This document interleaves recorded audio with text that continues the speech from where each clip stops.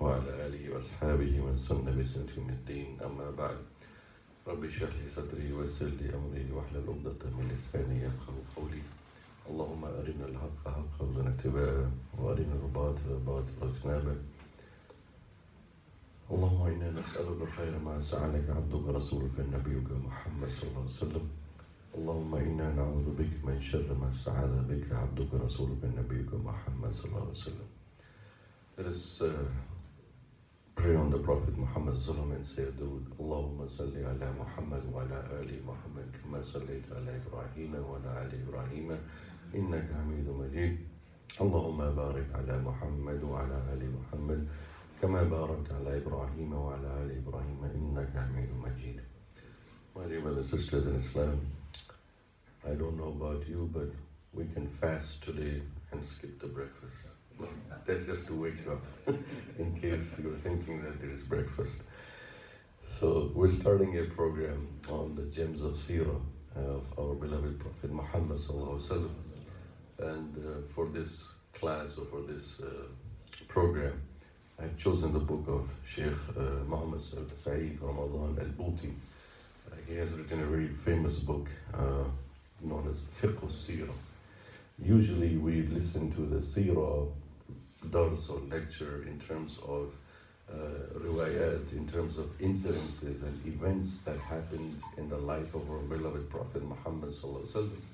But this book was written by Sheikh al-Bouti in the context of what is the wisdom, hikmah, and that's why behind the events that happened.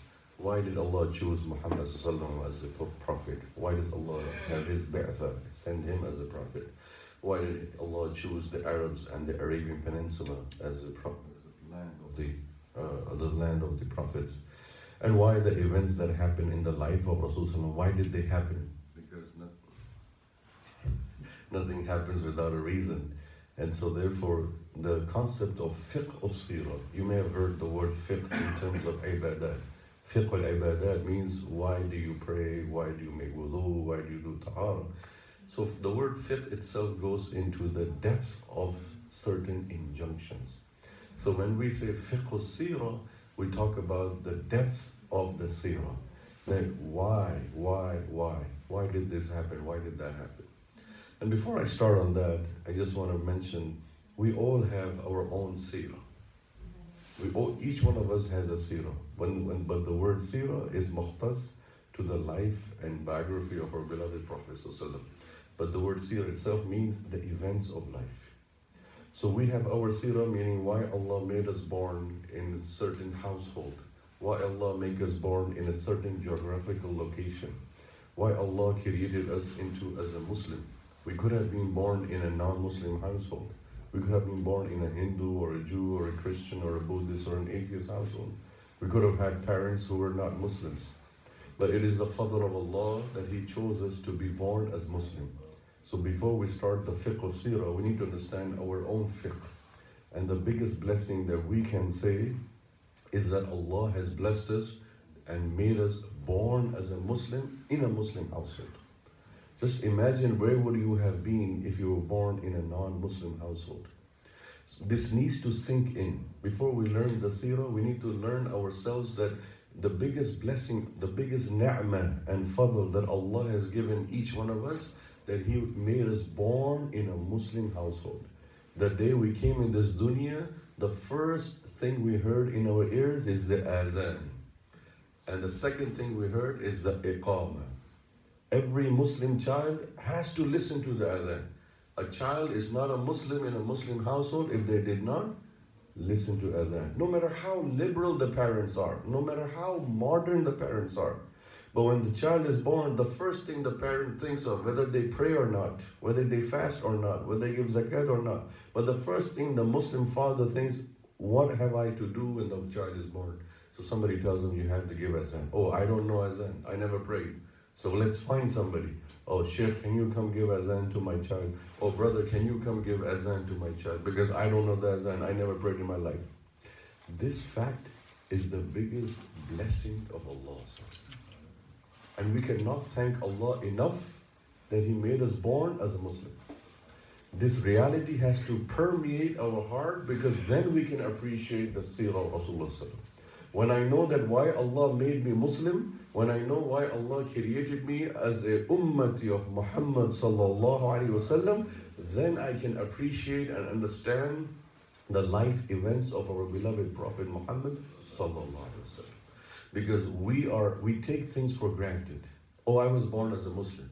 Yes, I was born as a Muslim, but this was a blessing from Allah. Was it our choice to be born as a Muslim? Was it our choice to be born in the house of Salman and Muhammad and Ahmed and Zarif and whatever? No. This was truly the fadl of Allah. We did not send Allah a request, oh Allah, when you send me in dunya, make me in a Muslim household. No. There are certain things that we have no choice over in life. Yes, Allah has given us free will. Allah has given us the opportunity to decide, but certain decisions Allah did not give us in our hand. Purposely, there is a wisdom, hikmah behind it. What are those decisions that we have no choice? Where will we be born? How will we be born? Whether we will be born as a boy or a girl. The fact that we are males is not our choice. Allah chose for me already that me and you are going to be a male. Those sisters in Islam, Allah already chose for them that they're going to be born as a female. Those people who are born, whether in Egypt or Saudi Arabia or Qatar or Pakistan or India or Bangladesh, Sri Lanka, it was the choice of Allah where they will be born. The date of our birth was not in our choice. It was the choice of Allah subhanahu wa ta'ala. The date of our death is not our choice. It's the choice of Allah subhanahu wa ta'ala. We were born to be as Muslim. This was also choice from Allah subhanahu wa ta'ala. So Allah chose for us to be a Muslim. This is one of the biggest blessing and barakah that we should thank every single salah, that, oh Allah, thank you for making us born as a Muslim. Once we understand this and realize this, then we can also appreciate what is this ni'mah of Iman. Because the ni'mah of Iman, why am I saying all of this in introduction to this topic, is because it is this ni'mah of Iman that people were thirsty and hungry for. It is this ni'mah of Iman that people were looking and searching for. It is this ni'mah of Iman that Allah sent thousands and thousands of prophets. What is the mission of every prophet on the face of this earth? To teach people Iman. And Allah blessed us Iman by birth. By birth we are mu'min. We heard the azan, we heard the iqamah, then our parents taught us the kalima, ashhadu an la ilaha illallah, ashhadu anna Muhammad Rasulullah. Then they taught us tahara and najasa, going to the bathroom. Then they taught us wudu, that how you have to make wudu. Then they taught us you have to pray. Every parent and elder worry about the prayer, and that is how these early years of our life formulated. So having said that, we begin. Sheikh Bhuti, in his kitab, he has made certain insights of wisdom. Number one, he says, the insight is, why did Allah choose Jaziratul Arab li ba'sat al-Nabi Muhammad alayhi salam? Translation, why did Allah choose the Arabian Peninsula, geographical location, and the timing of that as a sending of the Prophet? Before Prophet Muhammad came, Allah chose the land where he will come. Allah chose the parents that he will be born to. Allah chose the place that he will be born to. Allah chose the condition that he will be born to. Allah chose many things which has a wisdom and a perspective behind it. These are the gems of Seerah that we will learn in these classes on Saturdays, inshallah. So Shaykh Bhuti, rahimahullah, he says, why did Allah choose Jaziratul Arab, the Arabian Peninsula? One of the things that he writes in his book is that if we look at the geospatial location and the timing of the world at that time, when Rasulullah is being born, there were three major centers, or you can say power centers. Al-Faris, Faris, the Persian Empire, the Persians were there. Rome, the Romans, and the word Rome does not literally mean the city of Rome, but it is an Arabic phrase that is used on all Caucasian people, white nature people, white-skinned people. So Rome at that time was the whole empire, the Constantinople and the whole empire of Europe that you can say. Today's Europe was Rome in terms of that. And the third was Yunan. Yunan means Greek and Greek mythology. These were three major power centers. And there was a fourth place at that time, which is Al-Hind, which we call today India, in the Aryan civilization. If you study anthropology, if you study sociology of nations and societies, you'll find that the Indian area, the Indian continent was very rich in culture and civilization. There were, there were thousands of prophets sent to them. We don't know who they were, but Allah says, "Minhum man qasasna alayk, wa minhum man lam naqsus alayk." Allah says in the Quran that we have sent thousands of prophets. Many of them we have told you, O Muhammad about their story in the Quran, and many of them we did not tell you about their story. But just the fact that Allah did not mention the story of those prophets, those other prophets, which are not in the Quran, it does not mean that Allah did not send prophets. And that is why the Mu'arrikheen, the historian, have written that perhaps these avatars or these people that the Hindus take as their so-called gods, perhaps they were prophets who were sent to that civilization. If you read the Ramayana, if you read the Gita, if you read the other books of the Vedas of the Hindu civilization, these are books in Sanskrit, and these are taught in the religious scriptures. Because when I was studying Islamic University in Islamabad, we went through a whole semester of Muqarat al-Adyan, comparative religion, where we studied scriptures of different religions. And one of the things that I found in studying the Hindu scriptures, the Sanskrit, is that there is a concept of Tawheed in their book. The Hindu may not adhere to you, they may not profess openly to you, but those civilizations had the concept of Om, or concept of Ishwar, that there is a supreme being, a supreme deity that controls, the master of the universe. And then you have these avatars, or you have these people that they have taken as gods. So many of the Mu'arrikheen, historians of Islam, say that perhaps these were the prophets that Allah has not mentioned, but they were sent as the prophet to the Aryan civilization. And then the people, when they died, when the prophets so-called died, the people took them as their gods. They made their statues, they made their pictures, they made their things of it, and that's how it began to be. But that is why there are remnants of Tawheed in the scripture that is there. We don't know if the Hindus received a holy book from Allah, but perhaps may Allah have sent. Because what Allah says, "Minhum man khasasna alayk, wa minhum man lam naqsus alayk." They are prophets whom we did not mention to you, Prophet Muhammad in the Quran. The Quran mentions how many prophets? Wild guess? 25. 25. Quran mentions 25 by name, by their seerah. That's also seerah. Seeratul Anbiya, the history of the prophets of Allah. When you study the incidences of Musa al-Islam in the Quran, when you study the incidences of Isa al-Islam in the Quran, when you study the incidences of Nuh al-Islam, Ibrahim al-Islam, Yaqub al-Islam, Yusuf al-Islam, these are also seerah. What happened? The whole Surah Yusuf is what? Seerah to Yusuf. How was Yusuf al-Islam born in an area, in a place? What he went through, what tragedies that he went through, what accomplishments and achievements he went through. We learn through the Quran. And so Allah subhanahu wa ta'ala is teaching us through the prophets of Allah wisdom and hikmah.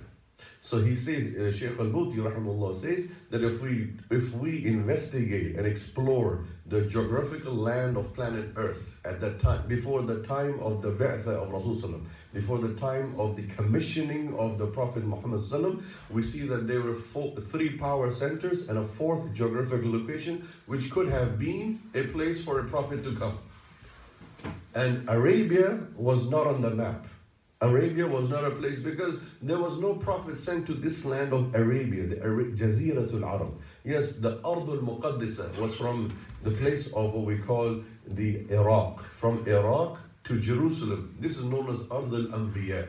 Because all the prophets that came from Ibrahim al-Islam from Ishaq al-Islam and all the way to Isa al-Islam, they came in this domain of the region. From Iraq to Jerusalem, and then from Jerusalem, they also migrated to Egypt. And that's why Egypt is also land of prophet, as we know from the Surah Yusuf. Yusuf al-Islam migrated over there.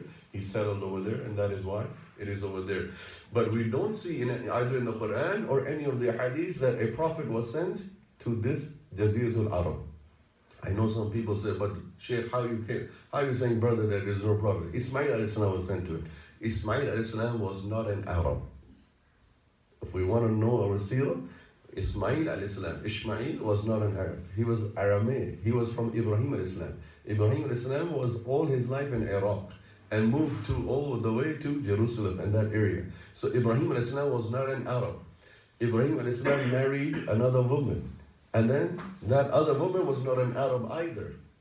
In other words, Sheikh al-Buti is saying, why and how did Allah choose the Arabs to become followers of Muhammad sallallahu alaihi wasallam? Or how and why did Allah choose the Arabs to receive a prophet? Why didn't Allah choose the Hindus to receive a prophet? Prophet Muhammad sallallahu alaihi wasallam. Why didn't Allah choose the Yunan, the Greeks, to be a prophet? Why not the Romans, that they will have the last prophet? Why not the Persians, the Farsis, that they will have a prophet? Why the Arabs? And here he goes into the fiqh of Seerah, that he delves in deeper. And we know the famous incident of Hajar alayhi salam going with her baby, newborn small baby, Ismail alayhi salam. When Ibrahim alayhi salam told him that you stay here, I am going in hijrah, I'm going in the path of Allah, in the field. And she said the famous words that we keep hearing in the Seerah, Allahu amaraka bihada. And that's why the reason you have the mud is because it's two questions. Allahu Allahu amaraka bihada. Hajar alayhi salam said that, oh Ibrahim, has Allah ordered you to do this? That you leave us like this, alone, tanha, deserted in this land, and it's a desert also? And he said, yes, Allah ordered me to go for the mission of His work. Allah ordered me. إِذَنْ فَلَنْ يُدَعِئَنَ اللَّهِ. She said that if that is the case, if that Allah has ordered you to go and leave us alone here, then He will not waste us. That is why the Prophet's wives is also very important to understand. They were visionary women. They were women who supported the mission of their husbands. They knew that their husbands are sanctioned by a divine power for a special work. So they knew that this husband of mine is not an ordinary man, is not an ordinary husband. He's a special husband. So I need to support him. I need to be with him, shoulder to shoulder, foot to foot, to envision and enrich his mission on earth. So she said, go, no problem. Allah will not waste us. And then we know the whole 9 yards of the story, how baby Ismail Islam was rubbing his feet and Zamzam came forth, how Hajar Islam was going from one mountain, Safa and Marwa and Safa and Marwa, till this day, until Qiyamah, Muslims all over the world will be doing Safa and Marwa and drinking from the Ma of Zamzam because a non-Arab came and lived over there. So how did they become Arab? The Mu'arrikheen have said in the terms of Seerah that how did this generation of Arab came? The land was Arabia. Mecca, where it was a land. The Arab tribes lived there. When the Zamzam water sprout open and water started coming in the middle of desert, I don't know, this is a miracle. A miracle to the great-great-great-great-grandfather of our beloved Prophet Muhammad sallallahu alaihi wasallam. Ismail alayhi salam was blessed with this miracle of Zamzam at that young age. So when the water started gushing forth, blasting all over, news traveled fast because in the desert they're thirsty for water. In desert there's a scarcity of water. So the tribes came, and in fact it is mentioned in the Tarikh al-Arab, in the history of Arabs, that they used to have fights in the desert, wars in the desert just for water. So when they came over there, Hajar alayhi salam said, Qif, stop. You have no right on this water. This water is from Allah subhanahu wa ta'ala for me and my child. I was running post to post, mountain to mountain for water. Allah bless me with this. So we are the caretakers of this water. Meaning the loyalty of this spring, the loyalty of this belongs to us because Allah blessed us this ni'mah for you Arabs, and Arab tribes were living here for many centuries. You didn't have this. Because they wanted to grab this opportunity and claim ownership. This whole world is all about ownership. Who owns you? Who owns this? Who owns that? And that's why Allah commissioned the ownership of Zamzam to our beloved great-great-grandfather of our beloved Prophet Muhammad, Ismail alayhi salam. So the tribes that had come over there to get water said, okay, we seek permission from you, O lady, Hajar. We seek your permission. Do you allow us? And she said, yes, you are allowed, but I am the caretaker of Zamzam. And that's why they had peace and harmony. These Arab tribes, she lives amongst them now. And as baby Ismail is growing up, remember, his genes, his blood, his DNA is from Ibrahim alayhi salam. He's not an Arab. So Hajar and Ismail are non-Arabs living amongst who? Arabs. kind of like us. We came from many places, many countries. We immigrated to America. Now we're living amongst Americans. So if our son or daughter marries a Caucasian, marries an African American, the blood and mixes, and now the next generation will be a mix. The next generation may be an Arab American, a Pakistani American, because you have an Arab father or a Pakistani father and a Caucasian African mother, or vice versa. You have an Arab mother, a Pakistani or Indian mother, and the father is Caucasian African American. That is how the genes mix. And it's happening already in our country over here. So Ismail alayhi salam, as he grew up, Hajar chose for him a lady, a girl to be married from amongst the Arab tribe. So you can say that Ismail alayhi salam was a naturalized Arab, not a by birth genes Arab. And this is well documented in the Kutub of Seerah. في كل كتب السيرة هذا موجود, that Ismail alayhi salam was not an Arab. There is no any kind of revelation or riwayah that says that he was an Arab. Of course, his father is Ibrahim alayhi salam. He's coming from Iran. But look, this is what Sheikh Bhuti says in Fiqh al-Seerah. He said, look, Allah subhanahu wa ta'ala knows min al-azad ila al-abad. Allah knows the beginning of time and the end of time. Allah already planned all this. Allah planned that Hajar and Ismail will be there in the middle of the desert. Allah planned that this Zamzam will come. Allah planned that the tribes will come around Zamzam. Allah planned that Hajar and Ismail will live in this area, and Sarah and Ishaq will live in the other area. Allah planned that they will marry and become enjoined with the Arabs. So the fadl of Arab, that Sheikh Bhuti says, is that they gave their daughter to Ismail alayhi salam. And this is a very important concept. I hope the fathers understand. If you are a father of a girl, father of a daughter, when you give your daughter away to someone else, a stranger, an unknown, that person is a stranger, right? Yes, we may marry our cousins, so you might know something, but still, that person is a stranger for you. Your son-in-law, you don't know anything about it. Even if they are your relative, you may know some things about it, but deep down you may not know.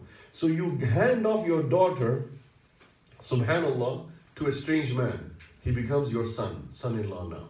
Now he's part of family. So you have given your flesh and bone. You've given a part. When you're giving your daughter, you're giving a piece of you to another family, to another generation, to another tribe. So Allah karram ala Arab. When the Arabs give their daughter to Ismail alayhi salam, this is the fadl that Allah chose the Arabs to be the bearers of a prophet to come. And not just an ordinary prophet, آخر الزمان, خاتم الأنبياء, سيد المرسلين, رحمة للعالمين, Muhammad sallallahu alaihi wasallam. The reason he says this, because Sheikh Bhuti says the Arabs need to know their identity. The Arabs need to know their sharaf. ما هو الشرف للعرب. And subhanAllah, today, with all due respect, please don't take me wrong, my Arab brothers, but today the Arabs have lost that sharaf, that honor, dignity. And قيادة الأمم, قيادة الأمة, قيادة بني آدم بين يدي العرب.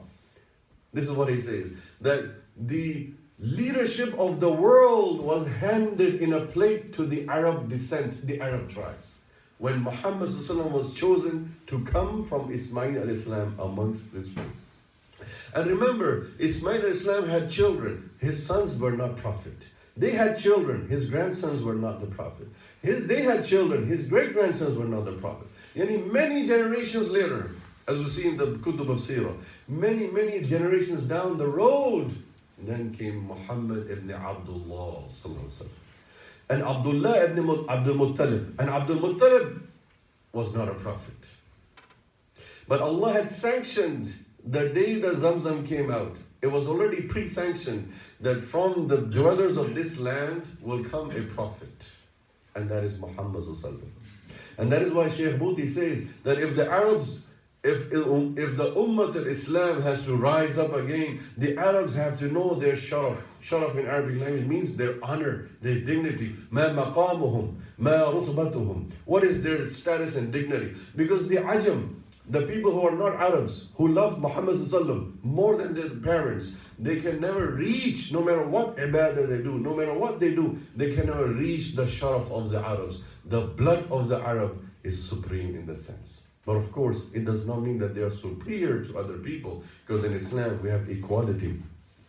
لا فضل لعربي على عجمي ولا عجمي على عرب. Rasul said that the Arab has no fadl over an Ajami has no fadl, no superiority over an Arab. But we have to understand, why did Allah choose the Arabs لبعثة Muhammad صلى الله عليه وسلم? Why did Allah choose the Arabs for the commissioning of Muhammad صلى الله عليه وسلم, for the coming of the last prophet? Because Allah has rewarded for what they gave their daughter to Ismail alayhi salam. And that came in many years. So now he goes into deeper, that why didn't Allah choose the Romans? Because the Romans were a warring faction. They were a tribe that was always fighting, and in terms of different things and different activities. Why Allah didn't choose the Persians, the fire worshippers, the Majusi? Because their deep-grounded beliefs were already there in terms of what they adhere to as a higher order. Why Allah didn't choose Yunan, the Greeks, and the Greek civilization? Because the Greek civilization was in a lot of corruption. You know, Greek mythology, they teach in the public schools also today, that they have gods and goddesses and whatnot, and children of God and this and that. So the concept of Greek mythology was so rampant that it was not a fertile ground for the concept of Tawheed to come over there. And then he goes on to say that amongst all of this, when you look at the Arabs, what were the Arabs engaged in? They were engaged in ibadatul asnam. They were engaged in ibadatul hajar. They were engaged in idol worship. They were engaged in a kind of statue and idol worship. But they used to believe in Tawheed also. In Surah Zumar, Allah says very clearly, when Rasulullah gave them da'wah to the Arabs, the Quraysh, they said to Muhammad sallallahu ما نعبدهم إلا ليقربنا إلى الله زلفى. ما نعبدهم. We don't worship these idols, Ya Muhammad. We don't worship these gods. They are not our gods, Ya Muhammad sallallahu, except that they يقربنا إلى الله زلفى. They make us closer to Allah. This is in Surah Zumar. And then there are many other ayahs in the Quran, at least 7 that I can remember, where the ayah starts off with, by asking them, وَلَئِنْ سَأَلْتَهُمْ مَنْ خَلَقَ السَّمَاوَاتِ وَالْأَرْضِ لَيَقُولَنَّ اللَّهُ وَلَئِنْ سَأَلْتَهُمْ مَنْ خَلَقَ السَّمَاوَاتِ وَالْأَرْضِ لَيَقُولَنَّ اللَّهُ. If you were to ask them, of Muhammad, who created the heavens and the earth, meaning the Quraysh, you ask the Arabs and the Quraysh, who created the heavens and the earth? Is it these gods? Is it these idols? لَيَقُولَنَّ اللَّهُ. In fact, the Quraysh, the Arabs, they used to have the word, the vocabulary, Allah. They had Allah in the vocabulary, but they did not fulfill the command of Tawheed. So Shaykh al-Budi rahimahullah says that the reason Allah chose this Arabian Peninsula is that Allah subhanahu wa ta'ala blessed this place, that there is already fertility. The land is conducive for the da'wah of Tawheed, because these are people who know that there is Tawheed. These are people who know that there is God, there is Allah, who is the master of this universe, who is the creator of everything. But they have now done shirk, and they're mushrik. They are involved in idol worship. So that is why, instead of going for Romans, instead of going for the Greeks, instead of going for the Persians, Allah chose the Arabs, that they will have Prophet Muhammad. And Muhammad did not bring a new religion. And that is why he says in his book that about the da'wah of Muhammad الدعوة سماوية. ما هو اتفاق بين الدعوة سماوية. The divine revelations. You see that when Musa alayhi came, Isa alayhi came, Ibrahim alayhi came, all these prophets, they have something ishtarak, something common, a common partnership, a common root. And that root is that the what do you call al-aqidah and al-tashri'. Aqidah means your belief system. What do you believe in? Because in the darura of insan, the necessity of insan cannot لا يعيش الإنسان الأرض بدون عقيدة. أي عقيدة. The Arabs say, in the Arabic language written a proverb, that insan cannot live. لا يعيش الإنسان على الأرض بدون أي عقيدة. Insan cannot survive on earth without any aqidah, without any belief system. Meaning, هذا ضرورة الإنسان. It is the necessity of insan, Bani Adam, to have a belief system to survive on earth. Otherwise, they'll go insane. Even atheism is an aqidah. Do not believe in God is a belief system. If you ask an atheist, what do you believe in? I don't believe in anything. Basically, they're saying, I do believe in something, and that something is that there is no God. This world came by chance. And that's why to convert an atheist is far much easier than to convert anyone from another religion. Because they already believe in half of the kalima shahad. Do you agree or not? What is our kalima? Our kalima fihi nafi wa fihi thabat. The kalima shahada is divided in two parts. The kalima that Allah chose from Muhammad sallallahu and for the rest of the world till the day of judgment is based on two things. An-nafi, negative, al-thabat, isbat, positive. Negative and positive, you attach together, they complete a full charge. Two negatives don't make a right, and two positives don't make. What is the negative in kalima? La ilaha. If you stop here, the kalima is incomplete. La ilaha. What does it mean, la ilaha? There is no God. What is this? Illallah. Illallah. Illallah. Illallah. So Allah subhanahu wa ta'ala is saying, there is no God in this world. Yes, you are right, atheists. There is no God in this world except Allah, the creator of the universe. So you already have a Muslim. Whenever I see an atheist, I say, you have a Muslim. They become irritated. They say, what are you talking about? I don't even like Muslims. You're telling me I'm a have a Muslim? I say, yes, because we believe in the same thing that you said. There is no God but Allah. La ilaha illallah. And then the kalima becomes complete. Wa Muhammadu Rasulullah. Who taught us La ilaha illallah? Muhammad Rasulullah. We did not know La ilaha illallah except from Muhammad Rasulullah. So Allah sent Muhammad with the same mission that He sent people before him. Isa alayhi salam, Musa alayhi salam, Ibrahim alayhi salam, Ishaq alayhi salam, Ismail alayhi salam. And the mission of all the prophets, like I said, is two. Al-aqidah wa tashri'. Belief system. You have to have a belief system that you adhere to. Whether you're atheist or agnostic or a Jew or a Christian or a Buddhist, even the Buddhists that believe in the Buddha, that's their belief system. Their aqidah is that this Buddha, once upon a time, he came on earth, he blessed the humanity, so now we have to cherish him, now we have to revere him. Me and you may look at the Buddhists, what kind of people you are? This big, huge statue of Buddha. What are you doing? Why are you bowing down and, why are you prostrating to this statue? Oh, no, for us, this is very important. Like for you, Allah is important, for us, Buddha. Gautam Buddha is important. Why? He benefited us. He benefited our forefathers and ancestors. And we grew up in Buddhism, learning from our parents and ancestors that we owe to this Buddha, so we are paying back. And Allah says, Ana khaliqukum, Ana raziqukum. I am your khaliq, I am your raziq. I am the one who created you. I am the one who provides for you. So you have to come to me. Tarji'una ila Allah. In the Quran, Allah says, return to Allah. Like we just heard in Surah Qiyamah, in Surah Al-Fajr, in the second rakah, when Allah says in Surah Qiyamah that insan, يَقُولُ الْإِنسَانُ يَوْمَئِذٍ أَيْنَ الْمَفَرُ. يَقُولُ الْإِنسَانُ, translation of this ayah is, Yawm al-Qiyamah, insan will begin to realize the reality. Reality will sink in, and insan will become so scared. So insan will say sporadically, spontaneously, spontaneously from the ruh, the insan will say, Ayn al-mafar, Ayn al-mafar. Where is the escape? Where is the escape route? Where is the exit? Because they know that they're doomed. They know that they're going to be destroyed and devastated. So they are searching for an outlet. And there is no outlet. Outlet is in dunya. And for the outlet, Allah sent Prophet Muhammad to the Arabs. And Allah sent to them, who were, you can say, that their generations were blessed. هَذَا هُوَ فَضْلٌ مِّنَ اللَّهِ. This is the karama of Allah, that Allah chose the Arabs to have a Prophet Muhammad. And so one thing is aqidah, the second thing is tashri'. Tashri' means a systematic way of governance. There is Sharia to Musa alayhi salam. There is Sharia to Isa alayhi salam. There is Sharia of Ibrahim alayhi salam. There is Sharia Yusuf alayhi salam. There is Sharia of Yaqub alayhi salam. Every prophet and Rasul that came brought a Sharia. The word Sharia, Tashri'ah, means a systematic way of living of life on earth. How are you going to live? So Muhammad brought Sharia of Muhammad.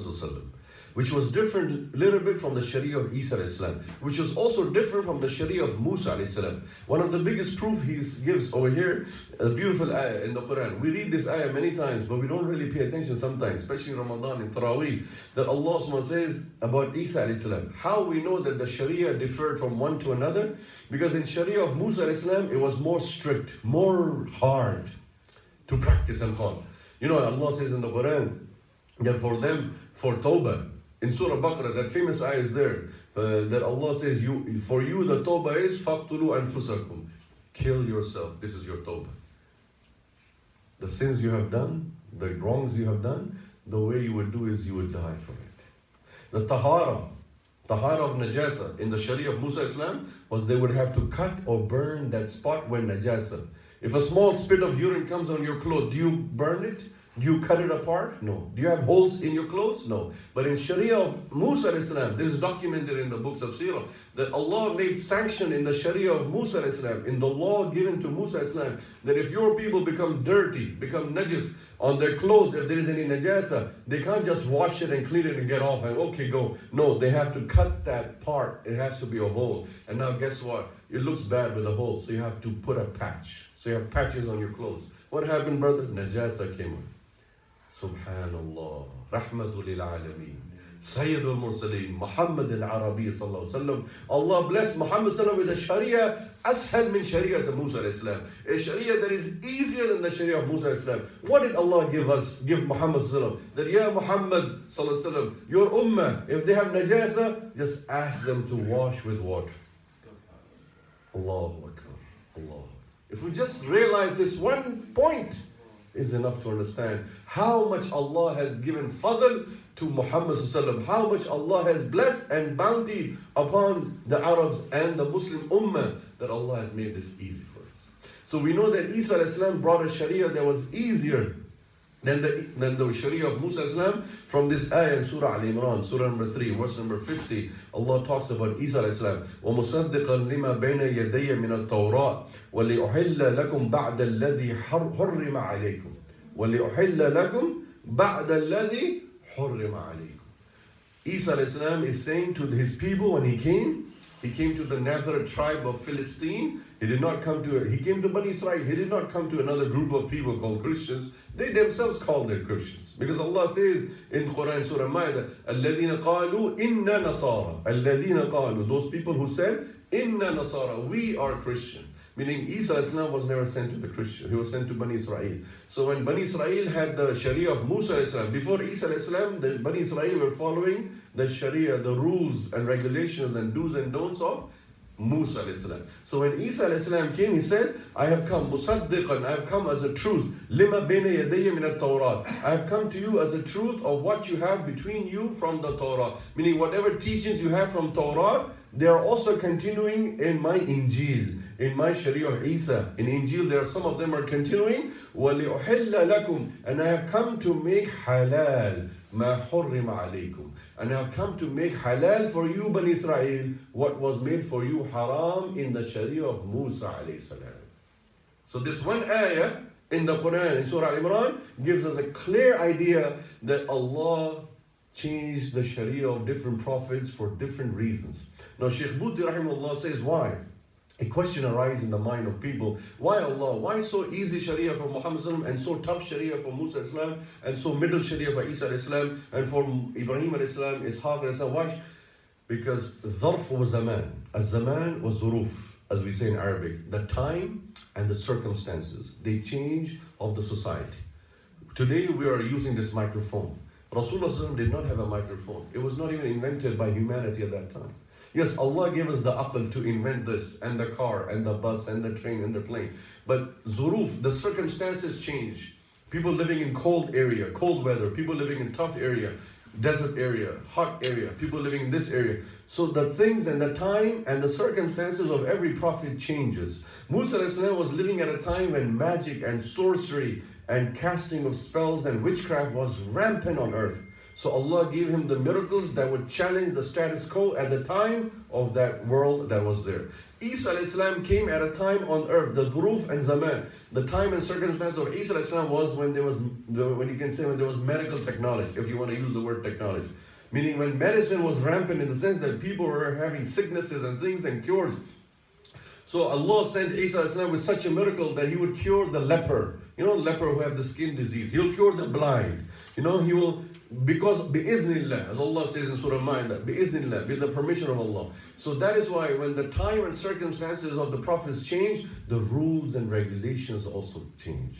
There is some leverage, some flexibility. And because Muhammad was a prophet for all mankind, لِكُلِّ الْبَشَرِ, that is why his Sharia is different than the previous prophet, because the previous prophets came only for their people, right? For their qaba'il, for the nas. But for Rasulullah, what did Allah say about him? That how Allah sent him? هو الذي بعث في الأميين رسولا منهم يتلو عليهم آياته ويزكيهم ويعلمهم الكتاب والحكمة وإن كانوا من قبل لفي ضلال مبين. This is ayah number 2 in Surah Jum'ah.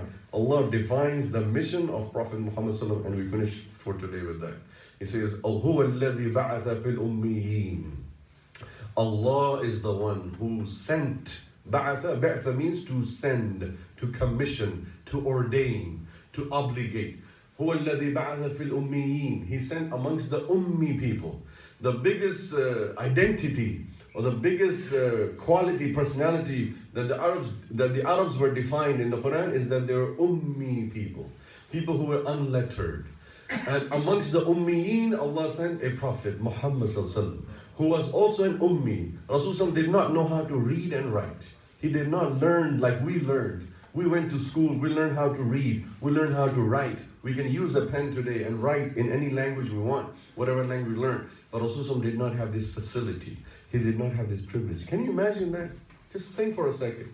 He is the leader of mankind. Yawm al-Qiyamah, he is the Sardar. He is the leader of humanity. Qiyamah will not start until Rasulullah makes shafa'at to Allah subhanahu wa ta'ala. People will not enter Jannah until Rasulullah will make the request to Allah for people to start going. And he is a person who did not know how to read and write. But he was 10 times PhD, 10 times masters of the people of this people. And that is why Allah says, هُوَ الَّذِي بَعَثَ فِي الْأُمِّينَ رَسُولًا مِّنْهُمْ. He is the one who sent amongst the Arabs, the unlettered people Arabs, a Rasul from amongst them. Not alien. He didn't send from someone else, from amongst them. Minhum. He grew, he was born there. He grew up there. He was amongst the people. This is the gem and pearl of Muhammad sallallahu minhum. What is his mission? يَتْلُو عَلَيْهِمْ آيَاتِهِ. Yatlu tilawa. Tala, yatlu means recite. And also it means to show in the Arabic language. He would tell the people ayat of Allah. Ayat over here does not just mean the ayat of Quran.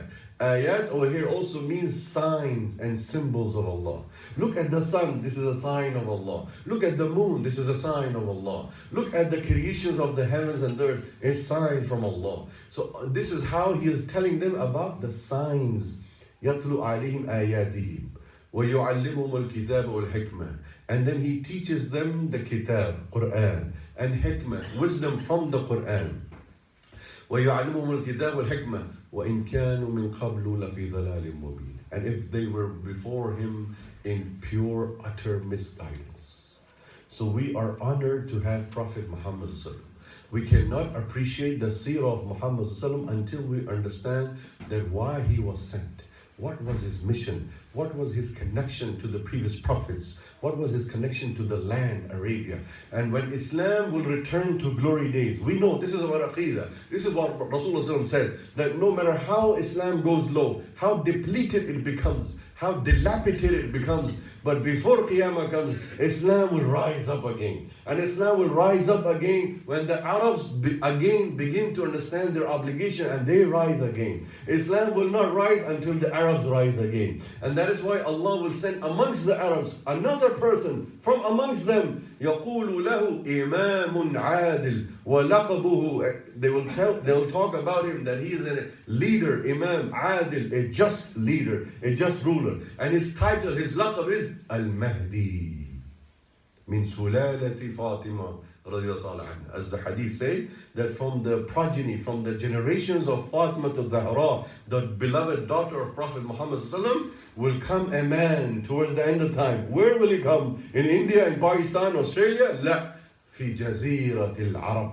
From amongst the Arab. Those are the glory days. When Mahdi will come, he will say, he will, like the Urdu में कहते हैं झिंझोड़ना, उसको English में कैसे translate करेंगे? जैसे अभी आप लोग सो रहे हैं, आपको झिंझोड़ना, shake and bake. Right, we're about to shake and bake in the cafeteria. So this Mahdi, he will come to shake the Arabs that يا أيها العرب استيقظ من النسيان يا أيها العرب استيقظ من الغفلة يا أيها العرب, meaning Arabs, get up, rise up, realize your position, realize who you were, realize your glory, and he will wake them up and he will rally them and mobilize them, just like Sultan Salahuddin Ayyubi, being a Kurd, being a non-Arab, rallied and mobilized the Arabs a second time to get what? Bayt al-Maqdis. Sultan Salahuddin has the biggest honor in Ummah of Islam. Sultan Salahuddin is not an Arab, but being an Ajam, Allah showed that He blesses Arab and Ajam. As long as they have the desire, as long as they have the raghbah, the motivation to bring glory to Islam. So Allah chose Sultan Salahuddin that liberate Bayt al-Maqdis after the second time, after Umar ibn Khattab, the first Arab to liberate Bayt al-Maqdis. And the third person to liberate Bayt al-Maqdis is no one but the awaiting al-Mahdi.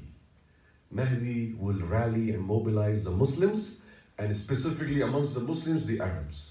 It is mentioned in the riwayat of the Mahdi that is coming that there will be many tribes, Ajam tribes, meaning the non-Arabs will also come and say, come, do something for Islam. You are our promised leader. You are the one Rasulullah said will come, do something. And he will say, no, I am not Mahdi. The biggest identity, the biggest personification, the biggest shanah of that the Mahdi is Mahdi, that he will reject the people. Because if he says, yeah, thank you, I was waiting when you guys are going to come to me. Thank you, I was waiting a long time. Yeah, I am the Mahdi. You know that he is false. Huwa kadhab. He is a liar. Because the identity that Rasulullah gave us, that the Mahdi will reject. In some riwayat it says for 40 days, and some riwayat say for 7 days. There are different riwayat that say for a number of days he'll keep rejecting, until finally the people say, you have no choice but to do it now. Then only he will give in to the pressure, the peer pressure, the society pressure, the dhuruf, the circumstances of the world at that time will be such that he will see that, okay, I have no choice but to take this responsibility. Because, and in one of the riwayat it says that he'll be crying while taking the responsibility. Crying. Those who really know what the meaning of leadership is, those who know really what is the maqam of imam is, they know that it is a place of crying, because you are now going to be tested tremendously. And you will be asked on Yawm al-Qiyamah, on the day of judgment, I gave you qiyadah, I gave you leadership, what did you do with it? And subhanAllah, I think about our Muslim leaders today, the presidents of the Muslim countries, the prime minister of Muslim countries, how they are smiling and enjoying, oh, I have this leadership, oh, I got this money, oh, look, I can make people, my peasants, my slaves. They don't know that they're going to be crying. Forget about Qiyamah, they're going to be crying in the grave. The moment they die and they go in the grave, right there, the crying starts. Then reality sinks to these leaders that, oh, what you have done in the dunya. May Allah bless our ummah. May Allah bless the ummah al-Islam with their leadership. And may Allah bless the ummah with the hikmah and wisdom to learn the seerah of Muhammad sallallahu alaihi wasallam. ربنا آتنا في الدنيا حسنة وفي الآخرة حسنة وقنا عذاب النار ربنا لا تزغ قلوبنا بعد إذ هديتنا وهب لنا من لدنك رحمة إنك أنت الوهاب اللهم إنك عفو كريم حليم تحب العفو فاعف عنا اللهم اغفر لنا ذنوبنا وكفر عنا سيئاتنا وتوفنا مع الأبرار برحمتك يا رب العالمين وصلى الله على خلق محمد صلى الله عليه وسلم وعلى آله وصحبه برحمتك الرحيم.